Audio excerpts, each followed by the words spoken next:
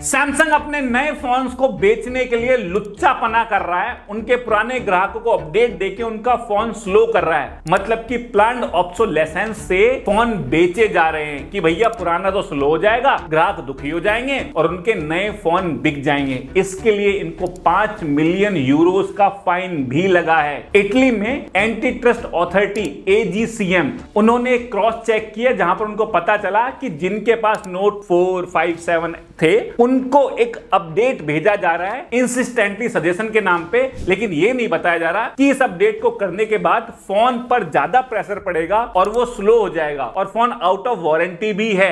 Company यदि किसी को एक अपडेट भेजती है तो उसमें लिखना होगा कि यदि आप अपडेट करते हो तो इससे आपके फोन में थोड़ा दबाव पड़ेगा, फोन के टट्टू भी टिक सकते हैं, ये बताना पड़ेगा उनको। लेकिन वो नहीं बता रहे कि ले लो अपडेट, और जो अपडेट कर रहे हैं उनको लग रहा है हमारा फोन ही पुराना हो गया, अब हम नया फोन ले लेते हैं। और कुछ लोग तो बेचारे जा जाके ले भी आए। ऐसी ही लुच्ची हरकत एप्पल ने भी की। एप्पल को तो डबल फाइन देना पड़ा, 10 मिलियन यूरोस, क्योंकि एप्पल तो हर फोन के साथ ये करता है। तो यदि जो भी फोन इस वक्त सैमसंग का लॉन्च हुआ है, अगर आपके पास उससे पिछला या उससे पिछला या उससे पिछला मॉडल है, तो आपको एक अपडेट आएगा कि कर लो अपडेट, बहुत ही मजा आ जाएगा। और जैसे ही तुम अपडेट करोगे तो मजा आएगा, लेकिन कंपनी को। सैमसंग ऐसा लुच्चापना पहली बार नहीं कर रहा है। 2018 में सैमसंग का A8 स्टार आया, जहां पर सैमसंग ने कहा कि भाई हमारे फोन में जो सेल्फी कैमरा है ना, ये मस्त ब्लर करता है बैकग्राउंड को, एकदम ऐसे ब्लर कर देता है जैसे DSLR करता है। फोटो भी दिखाए कि हाँ भाई साहब बिल्कुल DSLR जैसा हो रहा है। पर कमाल की बात तो ये थी कि वो फोटो DSLR से ही खींचे थे। लड़की ने जब देखा कि अरे ये तो मेरा फोटो है भाई, सैमसंग वाले इसे यूज करके बता रहे हैं कि ये इनके फोन से खींचा है, वाह। साथ में उन्होंने जो पेड फोटो की वेबसाइट होती है वहां से भी back to back 2 photo upload किए अपने ट्विटर पर मलेशिया पे। एक भी नहीं, पहले एक अपलोड किया फिर दूसरा अपलोड किया। उन्होंने सोचा कि लोग तो लुल्लू हैं, इन्हें क्या ही पता चलेगा। सैमसंग वालों, लोगों को मूर्ख समझना तुम बंद कर दो। अब तुम कहोगे यार ये तो 2018 की बात है। अरे भैया अभी 2023 में, जहां पर S23 अल्ट्रा से चांद का फोटो खींचने का दावा करता था सैमसंग, और शुरू में लोग बड़े चौंके कि अरे क्या बात है, 200x का जूम, चांद का फोटो खींच के लोग दिखा रहे हैं कि ये देखो एप्पल फेल है। भाई साहब चौड़ के दिखा रहे सैमसंग वाले। फिर एक वेबसाइट यूजर ने दिखाया कि उन्होंने कंप्यूटर में एक चांद का ब्लर फोटो लिया और उसको खींच दिया, तो वो भी बिल्कुल चांद का वैसा ही फोटो खींचा जैसे रात में खींच रहे थे। एक्चुअली सैमसंग AI यूज कर रहा था, जबकि सैमसंग ने AI इस वर्ष लॉन्च किया अपने 24 अल्ट्रा में, लेकिन वो पहले ही AI यूज कर रहा था, बस तुम्हें बता नहीं रहा था।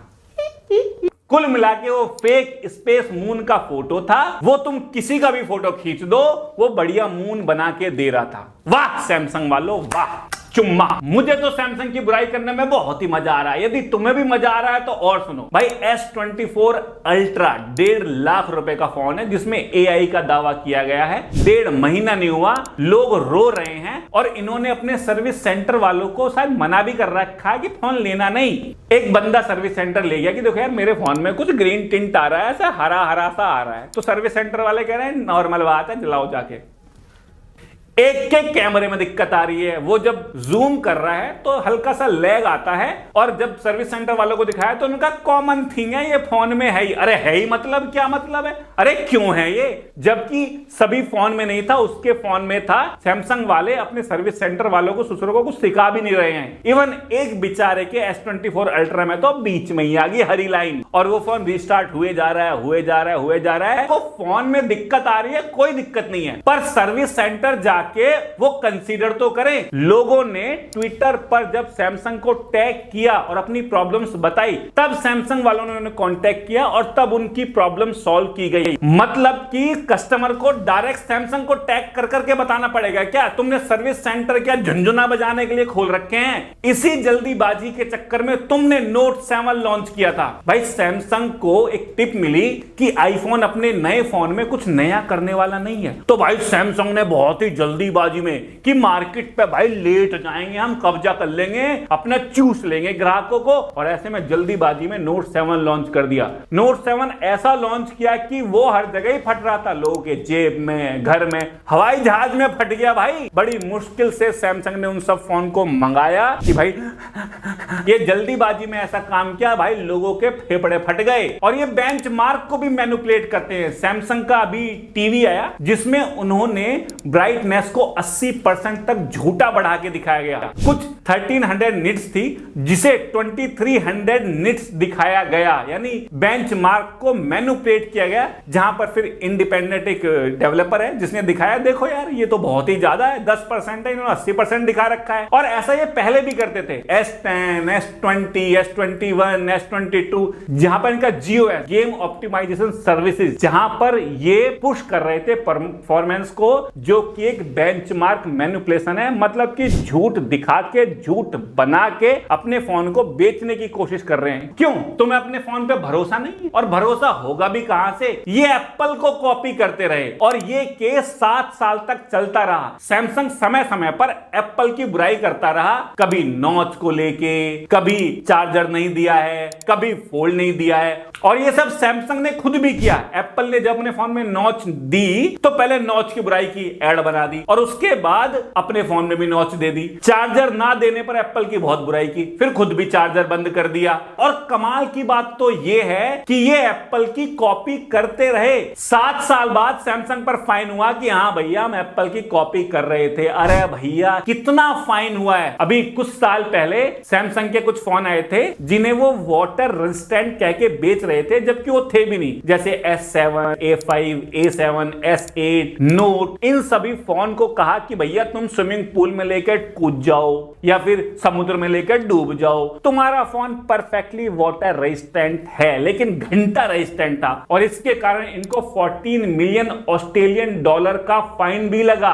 भाई सैमसंग पर तो दह फाइन और दह फाइन। 34 मिलियन डॉलर का फाइन तो इन्होंने इसलिए दिया क्योंकि इन्होंने कंटेंट राइटर हायर कर रखे थे कमेंट करने के लिए उनके प्रोडक्ट पे कि मस्त करके हमारे फोन के बारे में ये लंबी लंबी हाँको, हर जगह कर दो कमेंट, वीडियो पे कर दो, ट्वीट पे कर दो, ये कर दो, वो कर दो। और इसके कारण इनको फाइन दिया गया। बल्कि आज के टाइम में तो थोड़ा आसान है, आपने देखा होगा यूट्यूबर, इन्फ्लुएंसर, वेबसाइट को पेड करके प्रशंसाएं करवाई जाती हैं। आपने S24 की बहुत सारी यूट्यूब वीडियोस देखी होंगी जहां पर लोग कह रहे हैं कि भाई साहब AI है, सर्कल टू सर्च है, दुनिया ही बदल गई, जुल्म हो गया, सितम हो गया। All new feeling with this phone, क्योंकि यहाँ पे अंदर जो पावर है ऑफ गैलेक्सी AI, ये फोन को बहुत ज्यादा स्मार्ट बना देती है। और साथ में जो कैमरा सिस्टम है, दिस बार विद क्वाड टेली सिस्टम, मतलब कैमरा में आप बहुत दूर की चीजें बहुत अच्छे से अपने पास बुला सकते हो। इनफैक्ट स्क्रीन बहुत ज्यादा ब्राइट हो गया है, हम सभी के फ्यूचर की तरह। लेकिन एक प्रॉब्लम है, प्रॉब्लम ये कि यार मैं कंफ्यूज्ड, मैं ये सोच रहा हूँ कि इतना अच्छा फोन बनाया बट कलर्स बहुत सारे हैं, तो कौन सा लिया जाए?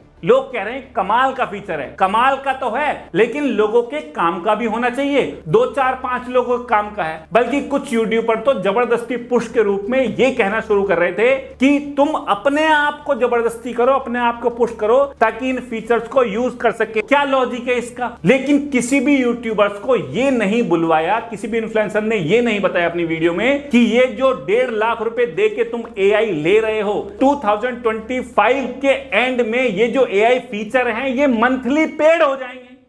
अरे 1.5 लाख रुपए दे रहे हैं तुम्हें फोन क्योंकि इसमें AI है, फिर तुम मंथली चार्ज कैसे ले लोगे हमसे भाई? वाह वाह! अरे सैमसंग वालों छीन लो ना रैपट मार के हमसे पैसे।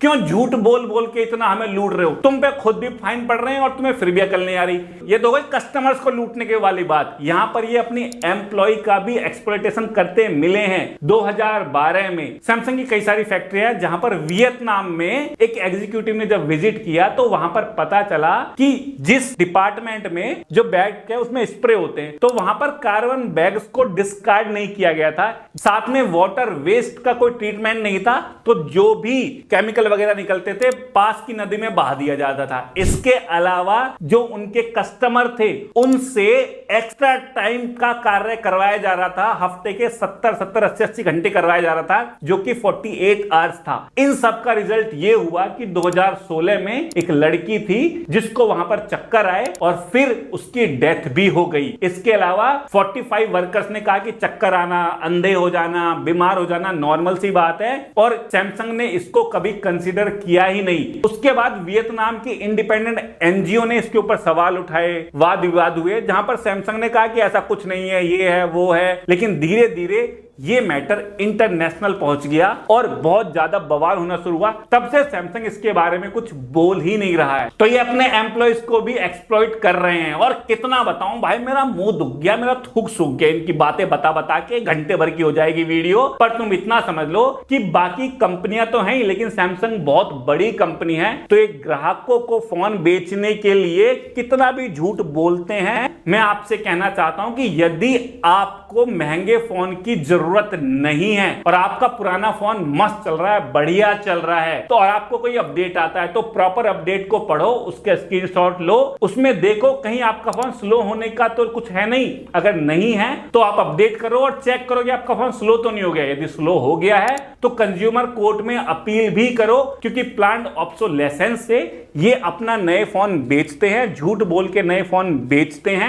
और कोई महंगा फोन लेने की जरूरत ही नहीं है यार। 10-15 हजार रुपए का फोन लो, इतने महंगे फोन में पैसे मत बर्बाद करो। AI, PI सब बकवास की बात है। और ये छोटी मोटी अपडेट्स मैं आपको अपनी वेबसाइट द टेक्निकल दोस्त पे भी देता रहता हूं, वहां भी एक बार चक्कर माराना। तो यदि फिर भी तुम एक नया फोन लेते हो सैमसंग का कि हम तो S24 अल्ट्रा 25 अल्ट्रा लेंगे, तो तुम मेरे अपने हो। मैं तुमसे एक बात कहूं, आथू। और यदि तुम वेबसाइट पे नहीं गए ना द टेक्निकल दोस्त पे, आथू।